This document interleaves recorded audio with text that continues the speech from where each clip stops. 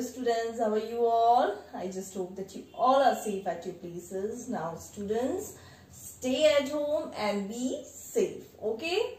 And be regular with your studies also, because your home assignments will be marked as your attendance, okay? So be regular with your studies and be regular with your home assignments. Now students, there's an important information. My new email address of chemistry is dvpsjohri 1989 chemistry 6th. It is 6th. TH is also there. 6th to 7th at gmail.com. Okay.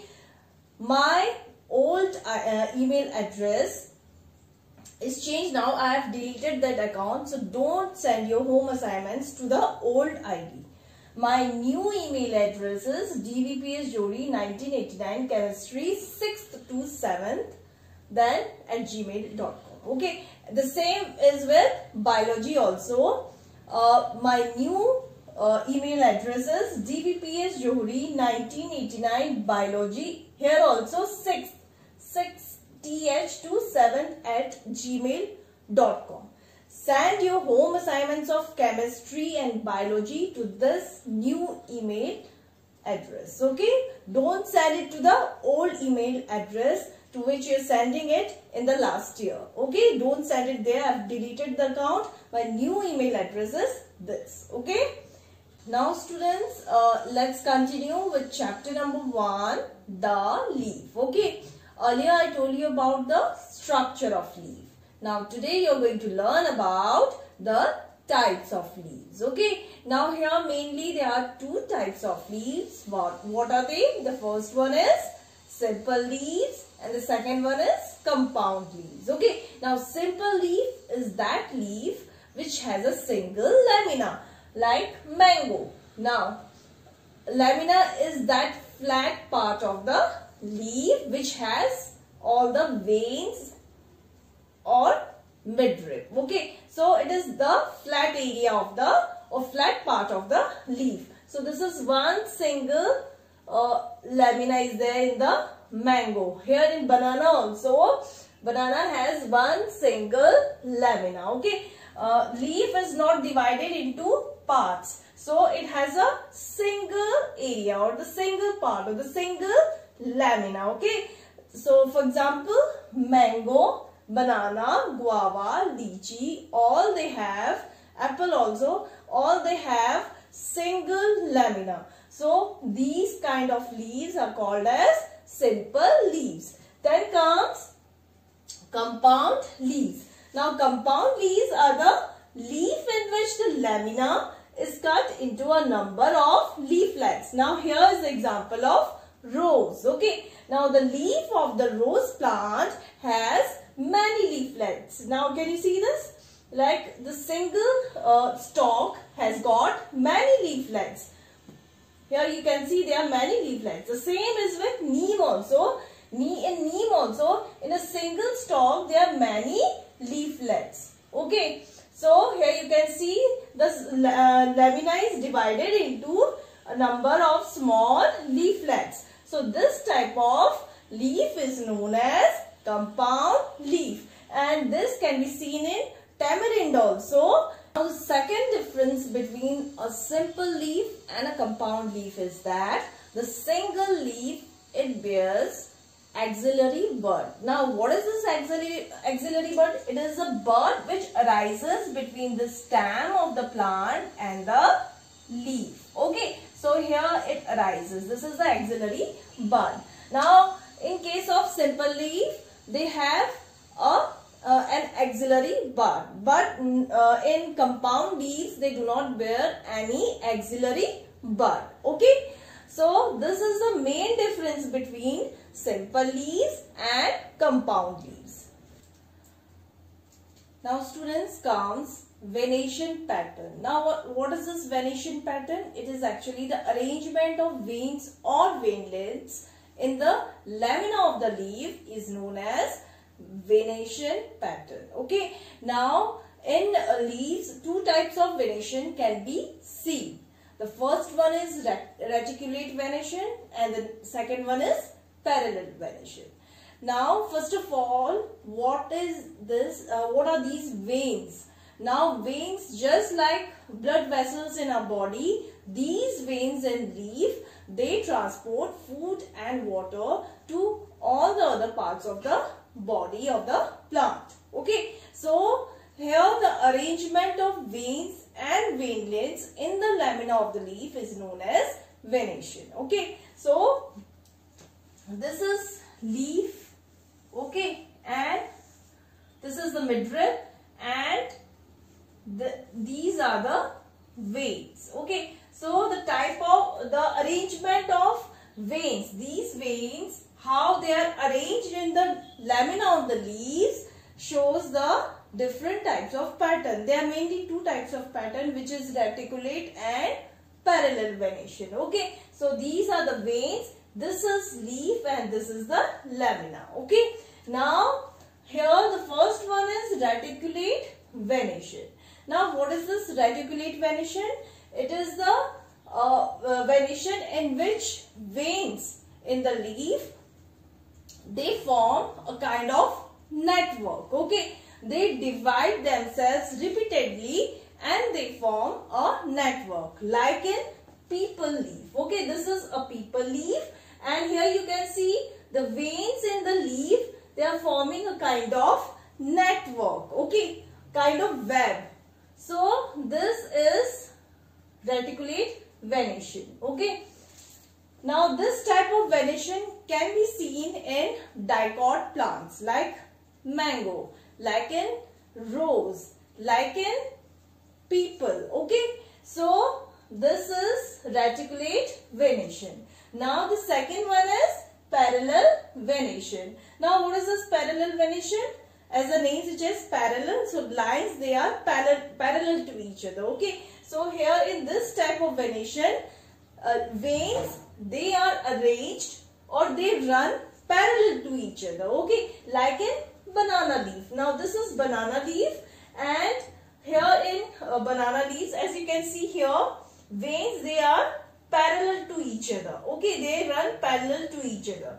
Here in this plant also, this is a grass. Okay, and here in grass you can see lines or veins, they are running parallel to each other. Okay, so this is how veins, they are arranged in two different patterns. One is reticulate and the other one is parallel. Okay, now the next topic is arrangement of leaves. That means how leaves, they are arranged in stem. Okay, so the arrangement of leaves on the stem is called phyllotaxy. What is it called? Phyllotaxy. Okay, it is the arrangement of leaves on the stem. Now there are three types of phyllotaxy that can be noticed in plants. Okay, what are they? The first one is alternate, the second one is opposite, and the third one is whorled. Okay, so let us study about these types of phyllotaxy. Now the first one is alternate. Now as the name suggests, alternate means the leaves, they are arranged in alternate pattern or alternate manner on the stem. So here a single leaf, this is a single leaf, and it arises at each node, and next is arranged on the opposite side of the leaf of the previous leaf. Okay, so it is a single leaf arises at each node, and next leaf arises on opposite side of the previous leaf like this. So this is how they are arranged in alternate manner. Okay, so this is alternate phyllotaxy. Now the second one is opposite. Here the two leaves, they are arranged here at each node opposite to each other. Okay, here you can see they are arranged, not arranged in the alternate manner like this, but they are at the single, they are at the same point but on the opposite side. Okay, like this. So this is opposite phyllotaxy. And the last one is whorled phyllotaxy. Here more than two leaves, they arise at each node and are arranged in a whorl or circle. Okay, so here you can see here that the leaves, more than 2 leaves, here you can see 1, 2, 3, 4, 5.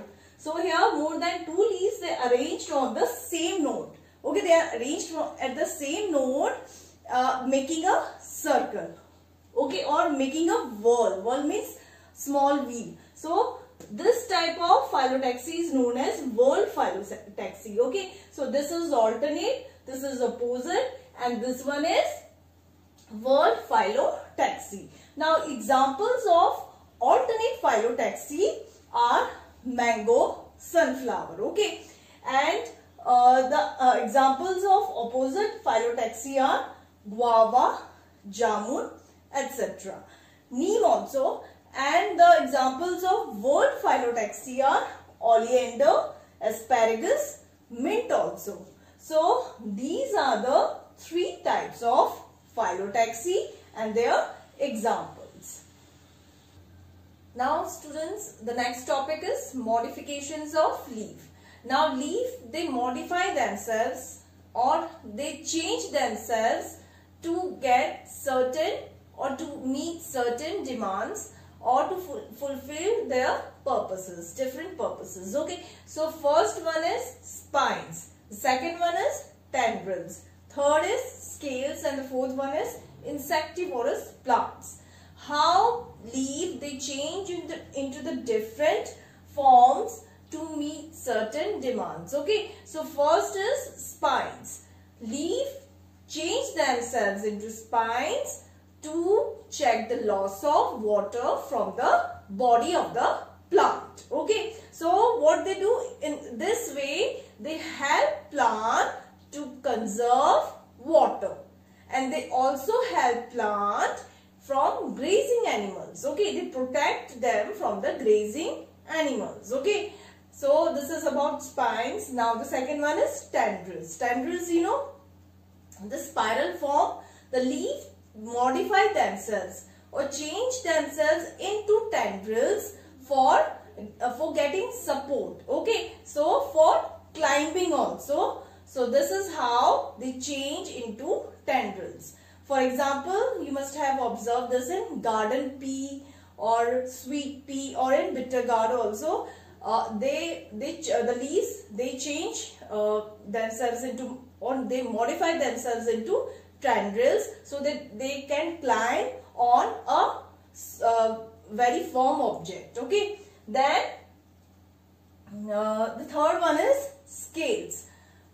Leaf, they modify themselves into scales in order to store food material in them.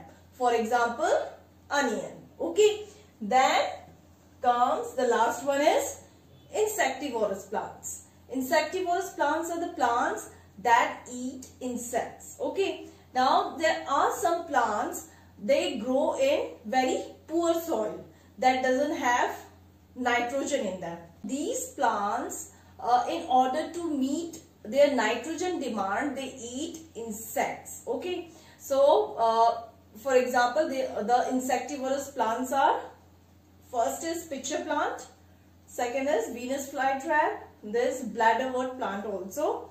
So these plants, they trap insects and eat them, and this is how they complete or they meet their nitrogen demand. Okay, students, comes vegetative propagation. Now what is vegetative propagation? Mostly plants, they grow from the seeds. What is seed? Seed is the reproductive part of the plant. Mostly plants, they grow from the seeds.